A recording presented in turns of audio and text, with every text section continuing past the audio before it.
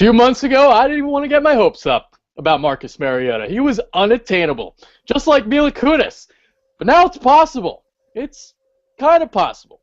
Still a slim chance, but there is a chance. So you're saying there's a chance? Yeah, there is. Mike Owens is here. I'm Adrian Fedque. We're going to talk about Marcus Mariota today. You know, the Eagles, if they want to attain him, they're going to have to give up the farm to get him. But is it really a good decision? Well, that's the burning question in Philadelphia right now, Adrian. I'll tell you what, it's getting pretty crazy. It's actually getting ridiculous at this point. Every time I go into my car, I turn on the radio and I listen to sports talk. 97.5, 94.1, everyone wants to make ridiculous claims about how we can get Mariota. Then I get out of my car and I walk by the pond, and then all of a sudden I think I'm imagining things, and it looks like that the ducks are talking about Mariota while they're flocking around in the pond. Then I get to work and people want to talk about Mariota again. You know, you just can't get away from it these days in Philadelphia. With the Sixers tanking, the Phillies still stuck with Ruben Amaro Jr., and, well, the Flyers just gunning for mediocrity. We're stuck talking about Mariota. And if it's really possible for the Eagles to move up from number 20 to, who knows, possibly 1 through 5 to get Mariota. Yeah. And obviously, the Chip Kelly ties with Mariota at Oregon. Mariota was his guy. And not only was he his guy, Chip has said that he's the best quarterback that he's ever coached. So he has high praise of him. He says, that he compared him to Peyton Manning. He had this quote about him. He said, he might be the fastest guy on the field, but his mind is even faster. He thinks like Peyton Manning. So now, I'm not going to go that far. Nobody's Peyton Manning. But in terms of the thinking and the thought process, it's really important in this offense, obviously, because, you have to make the proper pre-snap reads. And, well, obviously, Mariota is going to come in and he already knows this offense because he's been in this offense for the past couple of years. Yeah, well, if this was any other team sitting at number 20 right now, and you were talking about the possibility of this happening, people would just be, laughing. But the fact that we're only talking about this because, like you were just mentioning, it's the whole, Chip Kelly, Marcus Mariota connection. Some people believe that Mariota is a system quarterback and he can only run the Oregon type of offense. And, well, obviously, it would be a perfect fit here in Philadelphia with Chip Kelly. But, the problem is we don't know if Mariota is just a system quarterback. And the big question is Mariota, can he be a pocket passer in the NFL? And, those are questions that we don't have answers to at this point. So that's why if the Eagles do want to move up, they're going to be taking quite the risk because this isn't a sure thing. No, it's not a sure thing by any means. I'll tell you that much. If you watched him in the Rose Bowl and the College Football Playoff National Championship game, I'll tell you right now, he didn't look that great. I didn't think he played that well. He put up the numbers. He had some high completion percentage. But when it came to the throws in the pocket, I mean, I thought his feet were kind of choppy. I thought he was missing some guys. And maybe that's why he might actually fall. So, it might actually work out to our advantage in terms of, maybe he doesn't go number 1. Maybe he falls a little bit. And, therefore you wouldn't have to give up as many draft picks to obtain him. Now, the other reason why the rumors have ramped up to just extreme levels. Obviously, the Eagles, they shook up the front office a little bit. Howie Roseman is no longer the general manager, and Chip's in charge. So Chip, we think, we know that he thinks off the grain a little bit. So, he knows that Chip's his guy, or Mariota's his guy, and, he might, be willing to risk the farm to go get him. Obviously, you need a star quarterback to win in this league, as we've seen in, Championship Sunday. 3 of the 4 quarterbacks, they've won a Super Bowl, and they're all, elite guys. So, you got to have a quarterback to win this league. Chip knows that, and he might be willing to give up a lot to go get him. Yeah, well, Chip Kelly, since he's come to Philadelphia, well, he's brought a lot of ducks, Oregon ducks to his farm. So, running around this Chip Kelly farm is a lot of Oregon ducks right now, and that's why we're talking about Mariota and if he could come here. So, let's not talk about what it's going to take here if the Eagles really want to think about moving up and trying to get Mariota. Now, the Eagles are going to sit with the number 20th pick in the draft. And if you're looking at the point system, that would mean the Eagles have 850 points. Now, to get up to number one, they would have to get to 3,000 points.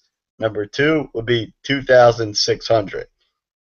So, according to that point system, I would say that it's unrealistic for the Eagles to get up to number one or number two. I would agree with you. I would think, really the only way that he comes to Philadelphia is if he falls beyond number two. Because,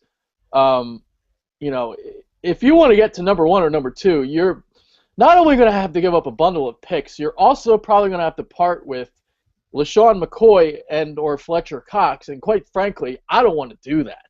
I don't want to do that at all. I think it's worth, giving Nick Foles another shot to see what see what they have in him before you go doing that. But if teams are hesitant to grab him now because of maybe they didn't like the way he played during the postseason in the college football playoff, then you're talking you're not going to have to give up as much, and you probably don't have to part with McCoy or Cox. So it might be worth it to do that.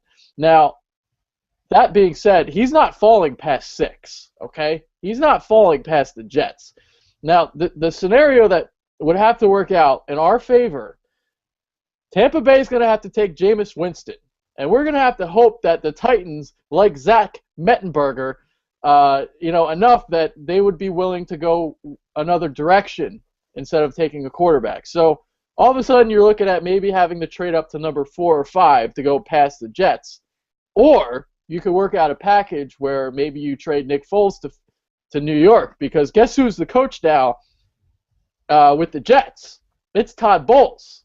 He's got Eagles connections. He knows Nick Foles firsthand and how good he might be. So maybe he would be willing to take on Foles. So maybe you could trade, I don't know, 2 first-rounders and a second-rounder with Foles, and there you go. But, yeah, just curious to get your take now. Yeah, no, you're right there. I think that the only possible way for them to get a player involved in a trade here would be Foles. I don't think that they would even think about giving up, guys like LaShawn McCoy and Fletcher Cox. And if you throw Foles into the equation here in this trade, you're essentially just swapping quarterbacks and then obviously the draft picks as well. But yeah, I think that Foles would be the only guy that would, realistically make sense to, throw in a trade. I don't think it's worth it to throw in any of our other star players. Fletcher Cox, probably the best defensive player that we have right now. And obviously, everyone knows that, LaShawn McCoy and what he can do on offense for us. So, yeah, I think that, Foles is only the realistic, option for a player to trade. But you were saying, you were looking at possibly, 5, 6, or 7, and the point values really drop off around there. I mean, you go from 3,000 points at the number 1 pick, and then if you look at the number 5 pick, you're going to about 1,700. So it's a really big drop off. So that's why Mariota would have to drop to maybe number 5 for this even to be realistic. Yeah, and then maybe you're talking, I don't know, a first rounder and maybe 2 second rounders in order to get this done. All of a sudden you don't have to give up multiple first round picks to obtain him. Now, the scenario that scares me is this McCoy thing, okay? Because I could totally see Chip, not totally see it, but I'm scared to see it because at Oregon, with his running back system, he liked to use a committee. He liked to use three guys, right? Now, he's already, gotten rid of Deshaun Jackson, so he's clearly not afraid to give up guys, or to part ways with guys. So that's what scares me about the McCoy thing. And if you're willing, and if you're going to go up in the draft to, get Mariota, you're basically, you're basically going to be mediocre for the next 2 years. Well, maybe. But, with that being said, it's like, I don't know. I'm on like both fences here, I don't want to part with McCoy, definitely not, or Fletcher Cox. But if if Mariota falls, then all of a sudden I'm like, all right, I'm thinking a little bit, more positively. Yeah, no, I hear you there. I think that we both kind of realize that this probably isn't going to happen, but at the same time, I mean, obviously, we dream a little bit, and we dream of what Mariota could do in his offense, so that's why we get a little bit excited. But when you look at this realistically, I really don't think that the Bucks or the Titans are going to pass on this opportunity. So I think Mariota's gone one or two, and we won't even have to worry about this discussion. Yeah, I kind of somewhat agree with you there. I really do. Now going back to my McCoy point, because I really didn't finish. I kind of lost my train of thought, so I kind of cut it off there. So this is kind of like, see, this isn't what I'm thinking, but this is kind of what I'm envisioning maybe Chip thinking.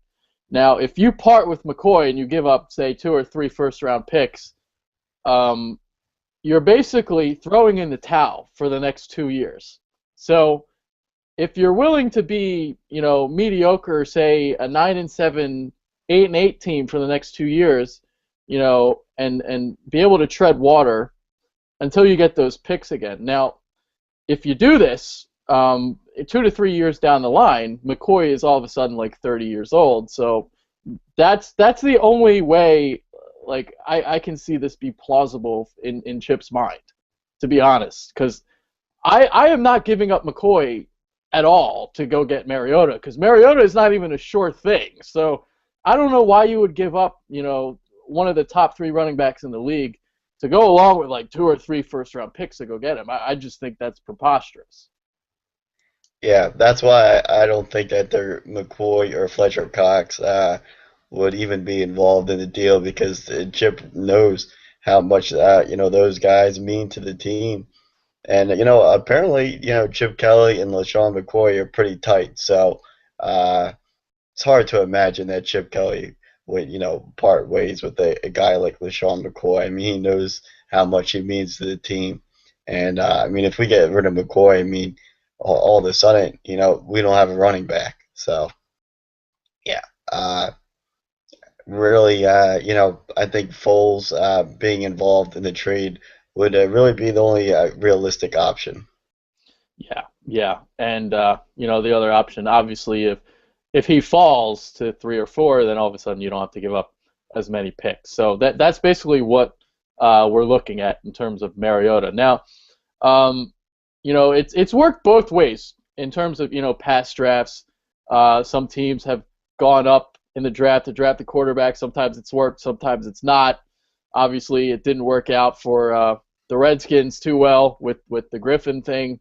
But there's other scenarios where you look at, the Giants traded up to go get Eli Manning. Now, obviously, they didn't have to trade up, as much as the Eagles did, but they traded up to get Eli Manning. He won them 2 Super Bowls. And you look at 1983, the Denver Broncos traded up to get John Elway, and that worked out fine too. So in terms of that, it's hit or miss. You never know. And there's been also other scenarios, where teams have traded up and it hasn't worked out. The Saints come to mind when you talk about Ricky Williams. I mean, it basically Mike Ditka went all in to go get his boy, to get his running back, and it didn't work out. Mike Ditka was out of a job a couple years later, and Ricky Williams, well, smoking weed turned out to be more important than football. So that was a disaster. Yeah, he make some good points there, and like you were saying, it's really hit or miss. And the whole thing with this Mariota scenario is he's not a sure thing, and that's why it's a bit scary that people are talking about this so much, and that the Eagles might actually try to move up and get him because if the Eagles swing and they miss on this whole thing, say they get Mariota and they strike out, Yeah. then that puts the Eagles in trouble for years. It'll take a while to rebuild after that. So if they do trade up and get them, they better make sure that this is a grand slam. Yeah, and you know what? I would have, faith that, that's Chip's guy. He knows how good he is. He played under him. So, in terms of that, I don't think it's like, that crazy to think that he's going to be a home run. So, but obviously there is that possibility that he's not. I mean, obviously Jamarcus Russell, Ryan Leaf, these are guys that were drafted, within the top 5, and they didn't pan out at all. Kelly Smith is another guy. So there are quarterbacks. There's never a sure thing in the NFL, except maybe Andrew Luck.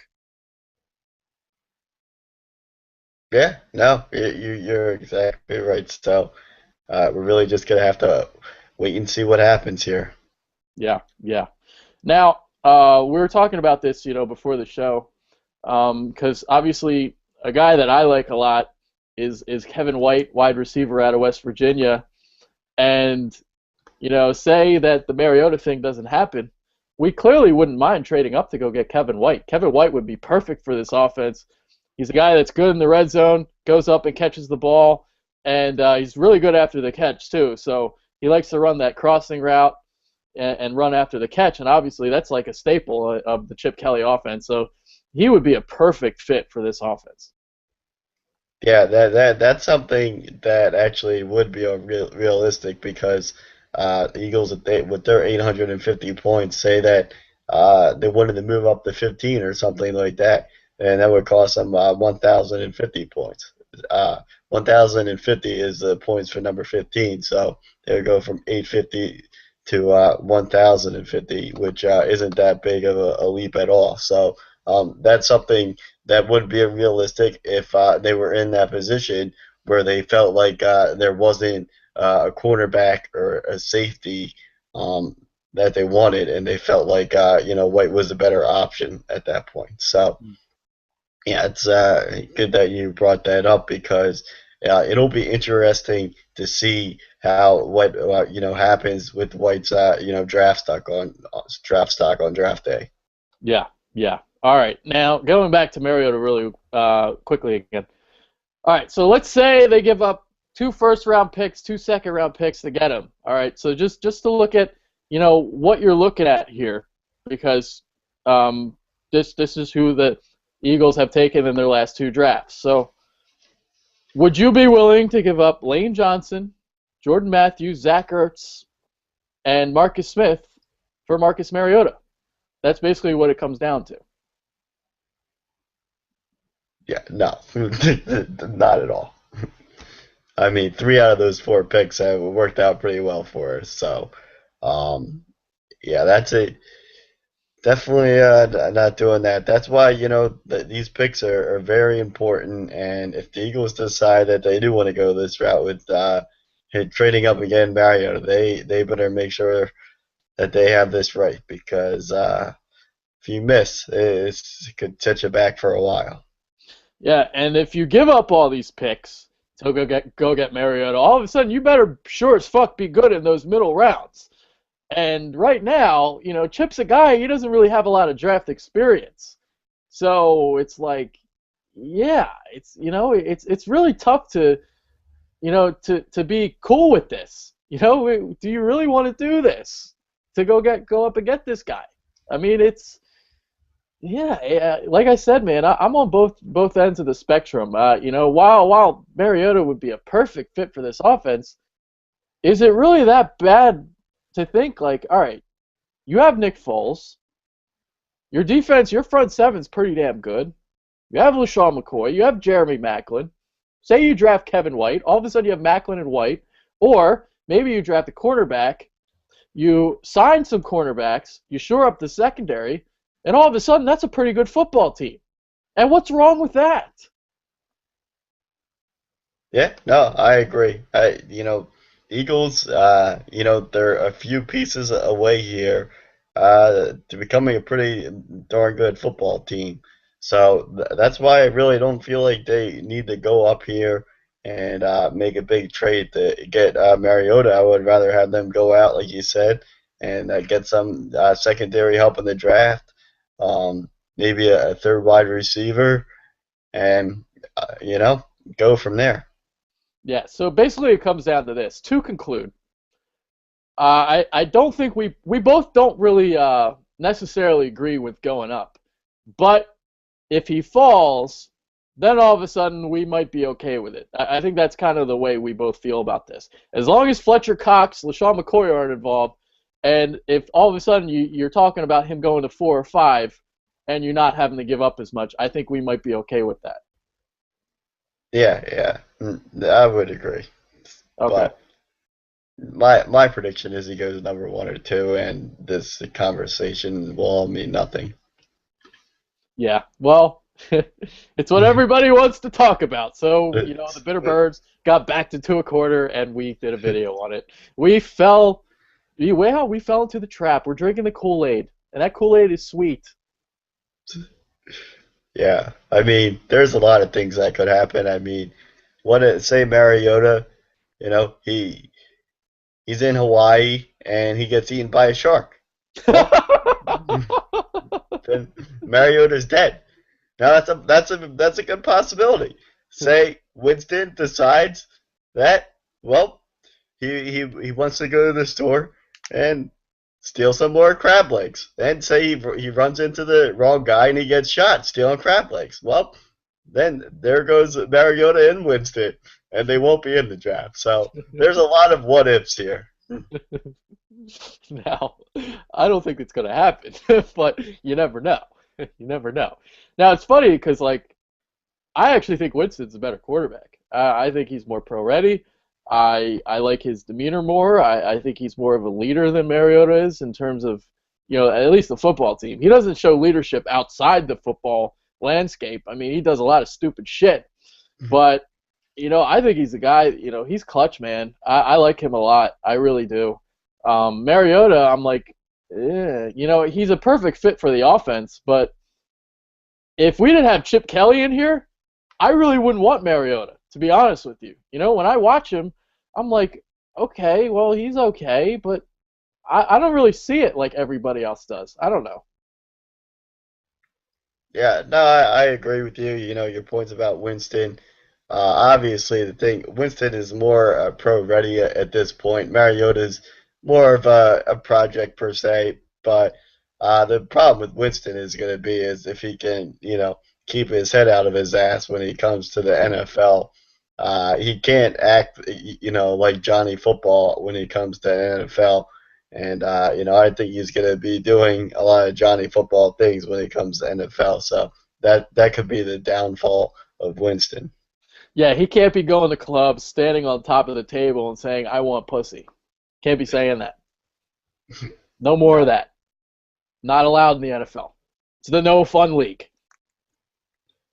Yeah, no, it is a no fun league. That's what, Goodell wants. So there's no fun allowed. No fun allowed at all. All right, so I guess we're reaching the end of the show here. I guess we'll talk really quickly about the championship weekend. That Packers game, Seahawks game was insane. I had to cover that game, and it's funny because you were asking me, whether I wrote the game or not, before it was over, and I didn't. I didn't because I had a weird feeling in the back of my mind. I was like, the Packers had every opportunity to put that game away. First quarter, you kick an 18 and a 19-yard field goals. I didn't even know it was possible to kick an 18-yard field goal. I don't think I've ever seen an 18-yard field goal. You were inches away from the goal line. You didn't go for it. I didn't agree with that at all, by the way. So you're settling for 3 points. You could have had touchdowns. And in the end, it bit them in the ass. So, hey, Packers, yeah, they outplayed them. Aaron Rodgers is right. But did they deserve to win? Not necessarily, not really, because you had your chances and you fucking blew it in the fourth quarter. All of a sudden, you know, instead of putting the ball in Rodgers' hands, they were trying to run out the clock. And I didn't necessarily agree with that either. You had James Starks in there. Would you rather have the ball in James Starks' hands or Aaron Rodgers? And we're not talking about the Aaron Rodgers from England. Yeah, very, very questionable play calling by the Packers when they were, down there by the goal line in the first quarter. I definitely felt like that they should have went for a touchdown on at least one of those field goals. And like you said, it really came back to bite them in the ass. You just had that feeling the whole game that the Packers were letting the Seahawks stick around, and finally the Seahawks took advantage. Wilson throws up that crazy pass on the 2-point conversion. They get it, and onside kick. It all works out for them. The Packers can't catch the ball. Seahawks get it, and there you go. Yeah, onside kick was nuts. Bostic was actually supposed to block on the play, and Jordy Nelson was supposed to field the kick, but Bostic went up and he went for it anyway, and it popped right off his head. So, yeah, that was nuts, man. That was really nuts. Wilson overcome with emotion after the game, sobbing like Terrell Owens did. It just makes me think of how Des Bryant would react if that happened to him. Jesus Christ, he'd fucking flood the whole fucking town. Well, my favorite part was Bennett celebrating on his bicycle. Oh man, oh man. Yeah, Oh, he surprised me with his bike riding skills. I thought that he was gonna fall on his ass, but he did pretty good. So I think he might be ready for the Tour de France. Yeah, well, yeah, we'll see him in that next year then. But he better be careful because he can't ride on his bike too long because the Patriots are going to be coming in and they're going to be throwing some deflated footballs at his bicycle. Yeah, that's funny that you mentioned that because we have a guy at work that's a Patriots fan, and I always poke fun at him that he's never really won a Super Bowl because of the Spygate, and he wants the Patriots to win another Super Bowl so bad, so like he doesn't have to hear it anymore about the Spygate. Well, now if they win, I can tease him about the Flakegate. So they're fucking cheating again. Yes. Yeah, it's just too ironic that they're making their way back to the Super Bowl here, and now there's reports that they're deflating footballs. It's always something with those Patriots. It's funny because it's like, well, first of all, they won by 38 points. Yeah. And they were running the ball with LeGarrette Blount, so like deflating the footballs actually turned out to be not even, necessary. Now, do I really think they deflated footballs? I don't know. I guess they wouldn't. I mean, Bill Belichick has cheated before, so why wouldn't he cheat again? Thinking he could get away with it. But like I saw that, I'm like, yeah, I'm not really buying it per se. I don't know. We'll see. And does it really mean anything to me? No. Yeah, I mean, it really doesn't mean anything. I mean, they freaking dominated the game anyway, so it had no effect on the game. It's just, the whole thing is just funny at this point. Yeah, it didn't matter if they were deflating footballs, using Nerf footballs, playing with, they won the game. They manhandled the Colts, so, yeah, there you go. And because the Patriots won, I now get a pizza. So, that's right. You do. I don't know if it comes out that they were deflating footballs. It might be a half of a pizza. Well, technically, it is going to be a half of a pizza because I'm going to give you the other half. So basically, you're paying for half a pizza. That's true. That's a good point. Now, I don't know. See, they have that new stuffed crust with like all the cheese on it. I might be down for that. I don't know if I want that or something else. Yeah, I don't know. That stuffed crust one is looking pretty good right now. Yeah, yeah, it does. And or we could wait for the stuffed crust for another day. I don't know. I see. I am really in the mood for that. The honey sriracha crust. I really want to try that. I've been thinking about it for days, days and days. Well, I'll tell you what. Tried the pretzel crust, and that one's really good. Yeah, I heard you and Jeff were trying that one, eating that one. Yeah, yeah, we tried it out. Um, he didn't. There was nothing fishy going on. He didn't try to deflate the crust or anything before he came in. So it was, up the speed, up the regulation, and yeah, it was definitely a lot better than the Little Caesars pretzel crust. Yeah, Little Caesars is garbage. It's not really that good at all. Although their pretzel pizza isn't bad, but I remember the first time I tried Little Caesars, it was something I've wanted to try for a long, long time, and then I got it, and I was so damn disappointed, man. It tastes like cardboard. Yeah, yeah, not a big fan. All right, all right. I think we're on the precipice of being done here. We're talking about pizza. We're not talking about football. That's a problem. So I think it might be final thoughts time. Yeah, well, you see, I have the Eagles fight song behind me, and the question is, it's like one, two, three. How many ducks does Chip Kelly want to have on his farm? And well, will he add like the 50th Oregon duck to his farm? We'll see. I mean, this is a king duck. I mean, he's got all the ducks, floating around in his pond, but they don't know where to go without their leader, and their leader is Marcus Mariota.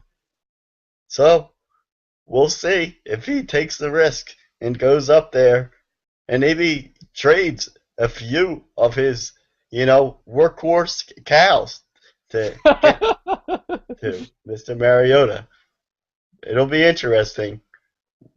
The farm could be traded for Mariota. Well, let's hope it's not McCoy because he's a bell cow, and I don't want that to happen. No, no, no McCoy because he's the real McCoy. I don't want to give him up for Mariota. It's not. No, nope, No. no, no, no, no, no. But, but, but if Mariota falls and we don't have to give up McCoy, yes, yes, yes. So basically, it comes down to that. I think we're all done today. We're Yeah. just like the shenanigans are out of control at this point. We need to cut this show off. Correct. All right, let's do it. All right, that's Mike Owens. I'm Adrian Fedq. Yeah, so that's it for today. Catch you all next week. Maybe we'll do a Super Bowl preview. We haven't figured it out yet, quite frankly. I just thought of something and threw it out. So there you go. All right. That's Mike Owens. I'm Adrian Fedke. We're out of here. Later. Quack, quack. Go birds. Quack, quack.